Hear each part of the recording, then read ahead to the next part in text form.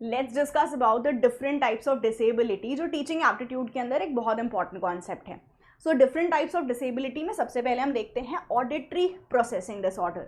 सो auditory processing disorder, नाम के अंदर ही ऑडिटरी है, मतलब ऑडियो जो सुनने से रिलेटेड ये डिसऑर्डर है। तो जहाँ बच्चे को कोई भी स्पोकन वर्ड्स हो, स्पोकन आपका कुछ भी उसको सिग्नल मिल रहा है, उसको समझने में दिक्कत आ रही है, वो जो भी उसको उसके कानों तक जो आवाज़ आ रही है, डेफ नहीं है बच्चा, ऐसा नहीं है कि वो सुन नहीं पा रहा है, बट जो भी वो आवाज़ सुन रहा है, जो भी वर्ड सुन रहा है, उसको समझने में बच्चे को दिक्कत आ रही है, तो this is auditory processing disorder. ये जेनेटिक रीजन से हो सकता है बच्चों के अंदर, और this could be neurological problem and it could also be due to the chronic ear infection. तो आपको ये भी पूछा जा सकता है कि ये प्रॉब्लम किस वजह से बच्चों के अंदर पाई जाती है। So this can be the 3 reasons behind the auditory processing disorder, जहां बच्चे को कोई भी ऑडियो सिग्नल्स को समझने में, प्रोसेस करने में दिक्कत आ रही है।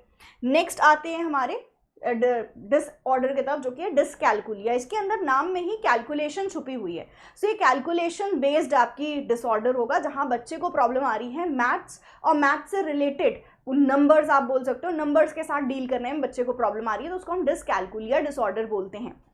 थर्ड डिसऑर्डर आता है आपका डिसग्राफिया। ग्राफिया तो ग्राफ बनाना, तो आप थोड़ा सा यहाँ ट्रिक लगा सकते हो, ग्राफ बनाना हाथ से बनाओगे, तो यहाँ पे जो प्रॉब्लम आ रही है वो है बच्चों की राइटिंग।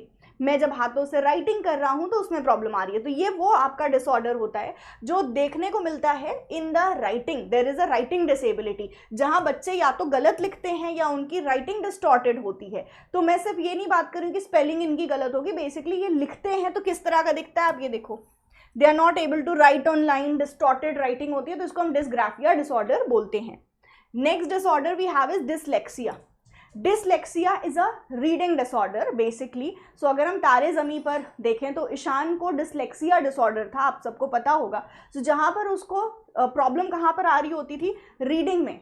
ऑल्सो जब रीडिंग में प्रॉब्लम क्यों आती थी, ही यूज्ड टू से ना कि वर्ड्स आर डांसिंग, तो वो जब पढ़ रहा है तो उसको जो वर्ड्स हैं वो सही नहीं दिख रहे हैं, कुछ चीज़ें उसको, जो ए है तो ए उसको उल्टा दिखेगा, डी जैसा दिख सकता है, स्मॉल लेटर ए की मैं बात करूं तो आपका dyslexia disorder basically language based जो आपके टास्क हैं वो आपको मुश्किल आती है उसको करने में। Like for example spelling, simple word, छोटे छोटे आसान शब्दों की स्पेलिंग ना बता पाना, read allowed in the class, उसमें बच्चे को प्रॉब्लम आना, वो थोड़ा सा उसको फील होना कि मैं नहीं पढ़ूंगा तेज क्योंकि मैं नहीं पढ़ पा रहा हूँ, जैसे ईशान ने किया था।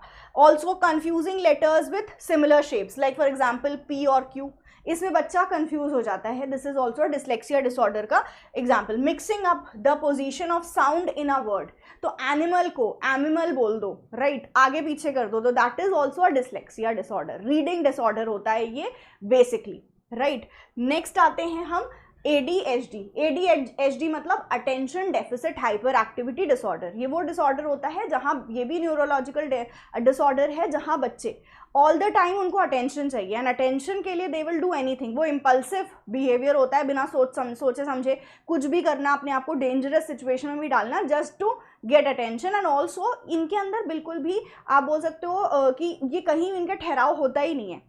They won't sit at one place. They always will be doing something or the other. तो हाइपर एक्टिविटी होती है, हाइपर एक्टिव होते हैं and they will keep on doing something or the other just to get the attention. तो that is ADHD disorder. तो इनको attention देने में, मतलब कहीं ध्यान लगाने में, कंट्रोल करने में, इम्पल्सिव बिहेवियर मुश्किल आती है। ये ओवरली एक्टिव होते हैं, इम्पल्सिव बिहेवियर बहुत ज़्यादा होता है इन बच्चों के अंदर। Next we have is dyspraxia. Dyspraxia हमारा मूवमेंट से रिलेटेड, कोऑर्डिनेशन से रिलेटेड डिसऑर्डर होता है, जहां बच्चे कोऑर्डिनेट करने में, ये कोई इंटेलेक्चुअल डिसऑर्डर नहीं है, बच्चा इंटेलिजेंट बहुत हो सकता है। अगर डिस्प्रैक्सिया डिसऑर्डर है तो उसके वो मूवमेंट में दिखाई देगा, उसका कोऑर्डिनेशन करने में प्रॉब्लम आएगी। तो जो भी चीज़ें होती है बैलेंस करने वाली, कोऑर्डिनेट करने वाली, उसमें बच्चे को डिफिकल्टी आ रही है। फॉर एग्जाम्पल गाड़ी चला पाने में उसको दिक्कत आ रही है, उसको डांस करने में दिक्कत आ रही है, तो that is a dyspraxia disorder. So ये मूवमेंट एंड बैलेंसिंग से रिलेटेड होता है, आप बोल सकते हो कोऑर्डिनेशन से रिलेटेड होता है। Next is dysphasia which is partial loss of language. Partial loss of language मतलब सही तरह से बोल नहीं पाना। So it can be mild to severe, like for example मैं बोल पाने में मुझे दिक्कत हो रही है, दूसरों को समझ पाने में दिक्कत हो रही है, तो आपके डिस्फेजिया होता है। ये स्ट्रोक की वजह से होता है, जैसे किसी को स्ट्रोक पड़ गया, राइट, जिसे हम बोलते हैं पैरालिसिस हो गया, मैं बोल नहीं पा रही हूँ, मैं अपने शब्दों को एक्सप्रेस नहीं कर पा रही हूँ. So this is a dysphagia disorder. I hope this is clear. So these were some disorders जो आज हमने डिस्कस करे हैं, जो कि टीचिंग एप्टीट्यूड के पॉइंट ऑफ व्यू से बहुत इंपॉर्टेंट है. यहाँ से हमारे क्वेश्चंस भी आते हैं, तो make a short note of it and make sure कि ये कॉन्सेप्ट एग्जाम में पूछा जाए तो हम उसके लिए बिल्कुल रेडी हो. तो इसके लिए आपको करना सिर्फ है कि इसके शॉर्ट नोट्स बना लो, अच्छे से इसको एक बार देख के जाना, बिकॉज येस बहुत ज़्यादा चांस है कि यहाँ से आपके क्वेश्चन बने. So this is your paper 1 faculty Gulshan Akhtar. मिलते हैं इसी तरह की अनदर शॉर्ट वीडियो में. Thank you so much.